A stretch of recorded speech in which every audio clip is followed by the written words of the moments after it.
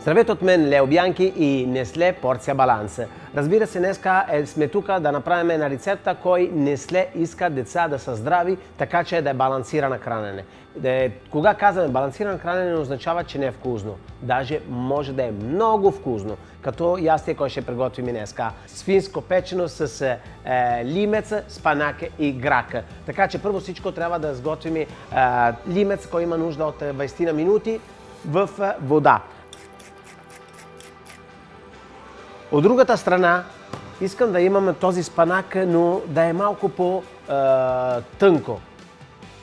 Добавяме зехтинче, защото кога казваме балансирано, трябва да имаме въглехидрати, в този случай имаме лимец, трябва да имаме протеини, в случай имаме месо и мазнини и разбира се, кой са нужди като наши зехтини. И зеленчуци са добре дошли винаги. И го разбъркаме.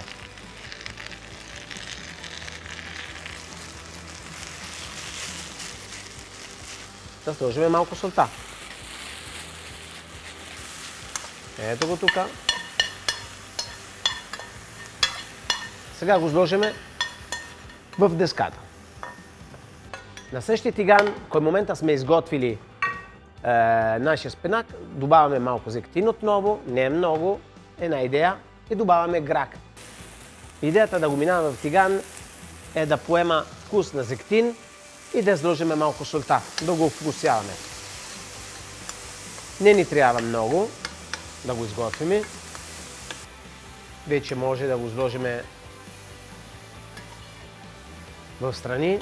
Отново използваме същия тиган, отново малко зехтин и в този случай нашето свинско месо.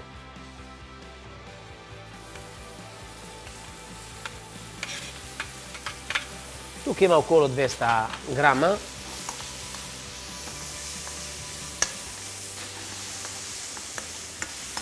Кога виждате, че вече има цвят, златист цвят, единствено кой трябва е малко солта.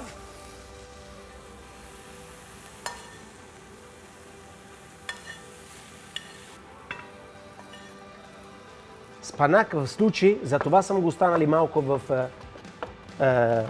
деска. Искам тук да го нарязаме да стане почти на каша. Даже може спокойно сега да вземем нашия тиган и да сложим спанак. Изключим, макнем от вода и вземаме само лимец. Сложим лимец заедно с спанак. Тук може да играете с малко от бульона, кое е от лимец. Ще видите как нашия лимец почва да се змести заедно с спанака. Имаме готови всички компоненти. Единствено, което трябва е да почваме да плетваме. Чинията е една идея така малко дълбока и сложиме вътре нашия спанак с лимец. Като казваме, децата искат да виждат светове. Някои парче от свинско. Го сложиме само в средата. И накрай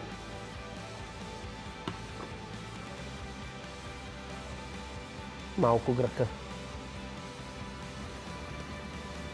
Малко зехтинче. Несле иска да има рецепти за здрави деца. А това е точно балансирано ястие, къде има протеини, въглехидрати и мазнини.